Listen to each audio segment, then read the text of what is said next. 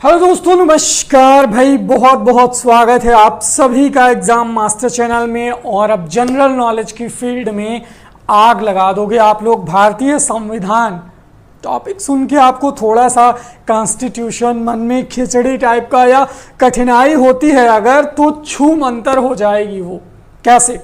संविधान के 2 वीडियो मैंने आपको दिए हैं। अगर जो लोग पुराने हैं चैनल पे, वो दोनों वीडियो देखा होगा आपने। संविधान का निर्माण कैसे हुआ, कौन कौन लोग थे और क्या क्या परिस्थिति थी, और संविधान में महत्वपूर्ण अनुच्छेद, अनुसूची और भाग, ये तीनों मैं आपको बता चुका हूं। वो दोनों वीडियो इस वीडियो के लास्ट में लिंक मिलेंगे, क्लिक करके आप देख लेना। और इस पार्ट 3 में हम बात करेंगे उद्देशिका।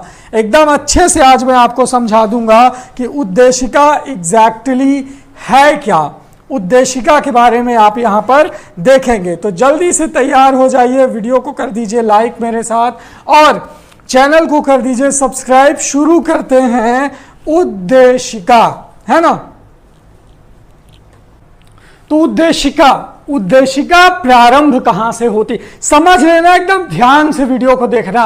और उद्देशिका से अगर कोई भी क्वेश्चन पूछ लेगा और गलत हो जाएगा तो मुझे बताना। शुरू करते हैं यहां से। देखिए, नोट्स जो है वो आपको पंडित जवाहरलाल नेहरू के द्वारा संविधान सभा में 13 दिसंबर 1946 को एक उद्देश्य प्रस्ताव प्रस्तुत किया गया। क्या हुआ? 13 दिसंबर 1946 को एक उद्देश्य प्रस्ताव जो है किसने प्रस्तुत किया? पंडित जवाहरलाल नेहरू ने। पॉइंट नंबर 1, 1 नंबर की सॉलिड चीज है, इस लाइन को याद रखो। पंडित जवाहरलाल नेहरू ने 13 दिसंबर 1946 को एक उद्देश्य प्रस्ताव प्रस्तुत किया था। ठीक है, इसके बाद आजा भाई, कहां जा रहे हो अभी तो तुमसे बहुत काम लेना है हमको। पॉइंट नंबर 2, 22 जनवरी 1947 को उद्देश्य प्रस्ताव को ही उद्देशिका के रूप में संविधान सभा के द्वारा स्वीकार किया गया।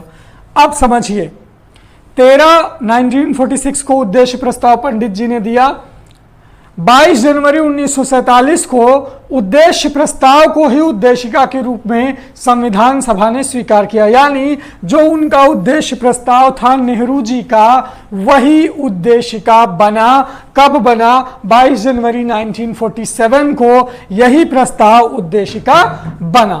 चलिए, 42वां संविधान संशोधन अधिनियम 1976 द्वारा उद्देशिका में समाजवादी, पंथ निरपेक्ष और अखंडता, ये 3 शब्द जोड़े गए। समाजवादी का मतलब क्या हुआ? यानी हमारा जो समाज है उसमें समाजवाद हो, मतलब ये कि सारे लोग समान हों, स्त्री पुरुष समान हों। ठीक है। पंथ निरपेक्षता का मतलब क्या हुआ? कि हम किसी विशेष पंथ को रिप्रेजेंट नहीं करेंगे, बल्कि पंथ निरपेक्षता का मतलब यह नहीं कि किसी पंथ को ना मानना, सभी पंथों को बराबर का महत्व देना।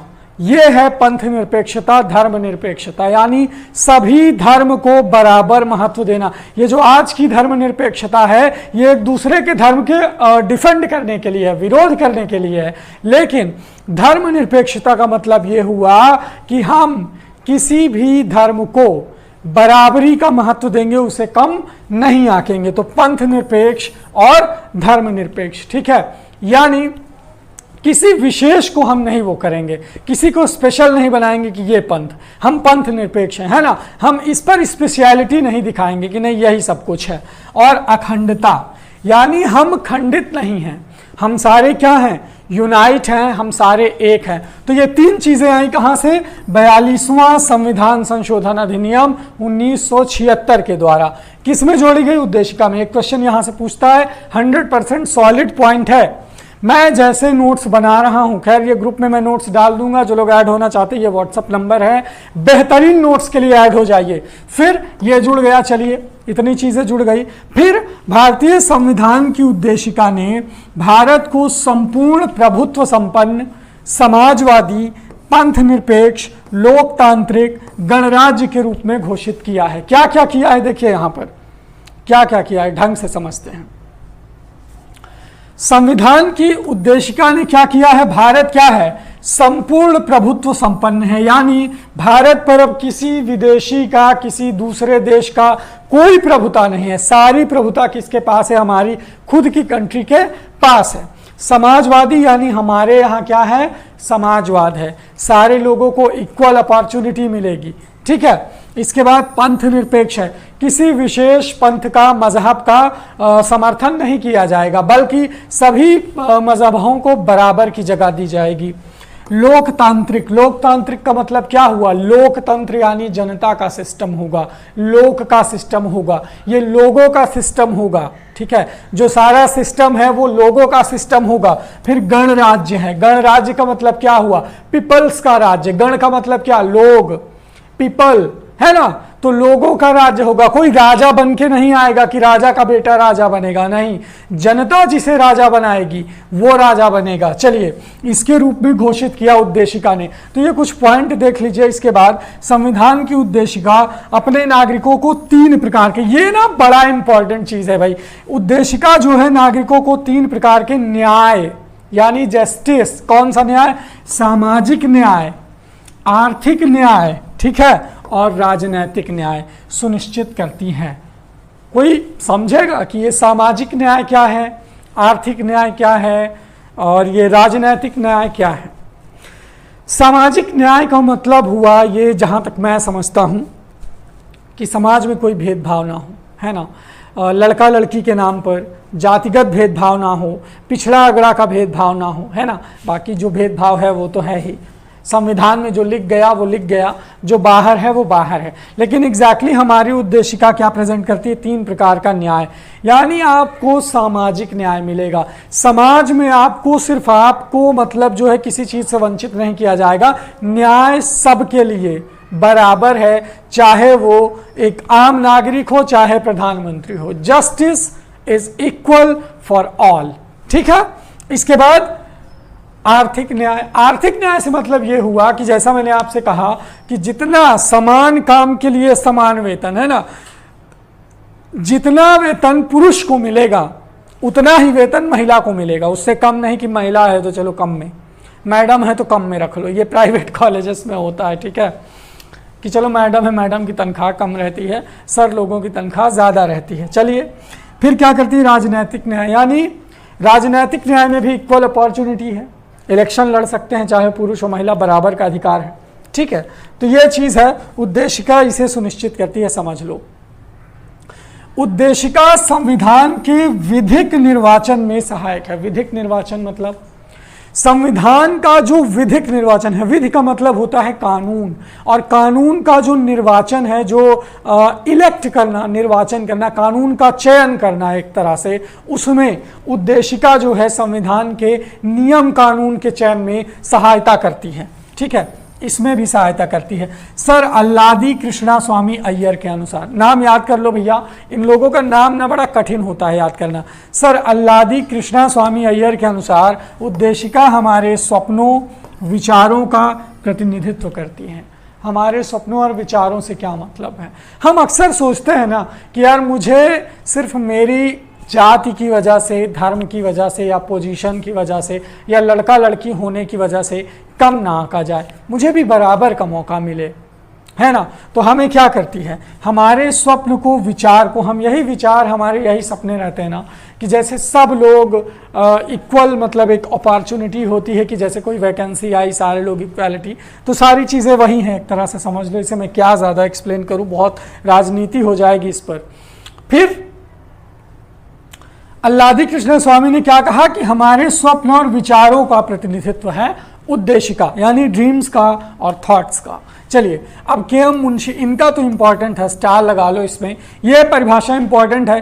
के.एम. मुंशी के अनुसार उद्देशिका हमारे प्रभुत्व संपन्न, लोकतंत्रात्मक गणराज्य की जन्म कुंडली है। क्या है उद्देशिका? प्रभुत्व संपन्न लोकतांत्रिक गणराज्य की जन्म कुंडली है। जन्म कुंडली का मतलब क्या हुआ? जन्म कुंडली में हम क्या रखते हैं कि जहां से जो चीज पैदा हुई है, तो हमारे संविधान की जन्म कुंडली, हमारे उद्देशिका में ही जो लोगों का अधिकार है, जो लोगों की समानता है, जो लोगों को सामाजिक न्याय है, इन सब का जन्म कहाँ से हुआ, इन सब के जन्म का विवरण कहाँ मिलेगा? उद्देशिका में मिलेगा। तो जन्म कुंडली हो गई भैया उद्देशिका इन सब चीज़ों की। फिर बम्बई बनाम यूनियन ऑफ इंडिया, ये ज़रा एक याद रखिए, इससे क्वेश्चन आता है। बम्बई बनाम यूनियन ऑफ इंडिया वाद में उच्चतम न्यायालय यानी सुप्रीम कोर्ट, उच्च न्यायालय हाई कोर्ट होता है, उच्चतम न्यायालय यानी सुप्रीम कोर्ट ने यह धारणा प्रस्तुत की कि उद्देशिका संविधान का भाग है। ठीक है, ये इसमें जो है उद्देशिका को संविधान का भाग बताया गया। ये धारणा, ये कॉन्सेप्ट आया कि उद्देशिका हमारे is the part of constitution. प्रस्तावना, अब देखिए, उद्देशिका को संविधान का भाग केशवानंद भारती बनाम केरल राज्य 1973 वाद में स्वीकार किया गया है। ये भी याद रखिए कि उद्देशिका को संविधान का भाग केशवानंद भारती बनाम केरल राज्य 1973 के वाद में भी एक्सेप्ट किया गया है। इसके पूर्व बेरूबारीवाद 1960 में उद्देशिका को संविधान का अंग नहीं माना गया था। तो अगर आपसे क्वेश्चन पूछे कि आपकी उद्देशिका को संविधान का अंग कब नहीं माना गया था, 1960 में, कहाँ नहीं माना गया था, तो भैया बेरूबारीवाद 1960 में कॉन्स्टिट्यूशन का पार्ट उद्देशिका को नहीं माना था। ठीक है, कब माना? 73 में माना। फिर गोलकनाथ बनाम पंजाब राज्य के प्रकरण में उद्देशिका को संविधान की मूल आत्मा कहा गया है। तो संविधान की मूल आत्मा किसमें कहा गया है भैया?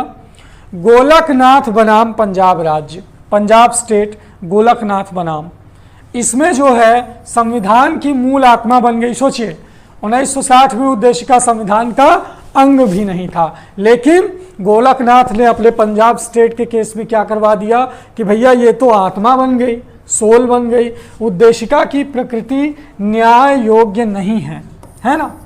उद्देशिका का जो नेचर है वो न्याय के योग्य नहीं है। प्रस्तावना में विचार, अभिव्यक्ति, विश्वास, धर्म और उपासना की स्वतंत्रता की बात की गई है। यानी प्रस्तावना में क्या है?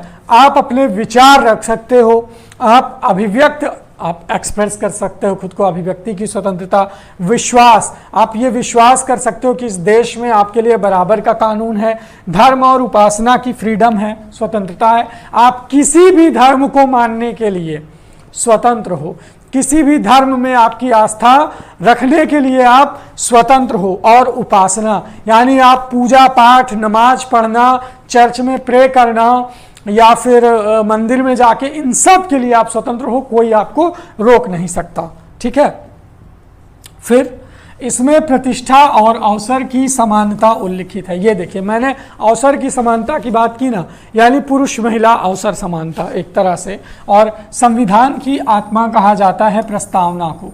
ठीक है, डॉक्टर भीमराव अंबेडकर ने संवैधानिक उपचारों के अधिकार को संविधान का हृदय और आत्मा माना है। तो एक क्वेश्चन ये आता है कि संविधान का हृदय और आत्मा डॉक्टर भीमराव अंबेडकर ने किसे माना है? किसे माना है?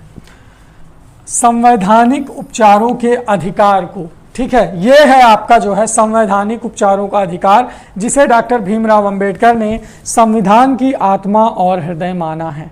ठीक है, तो एक क्वेश्चन आता है कि भारतीय संविधान की प्रस्तावना में भारत को किस रूप में घोषित किया है? तो इसका जवाब होता है भारत एक सार्वभौम, समाजवादी, धर्मनिरपेक्ष, प्रजातांत्रिक, गणतंत्र राज्य है। तो ये बीपीएससी वगैरह में ये क्वेश्चन आया था। फिर के.एम. मुंशी ने इसे राजनीतिक जन्मपत्री कहा है, राजनीतिक जन्मपत्री। और सुभाष कश्यप ने कहा है कि संविधान शरीर है तो प्रस्तावना उसकी आत्मा है, प्रस्तावना आधारशिला है, तो संविधान उस पर खड़ी अट्टालिका है। और भीमराव अंबेडकर ने संविधान को एक पवित्र दस्तावेज भी कहा है।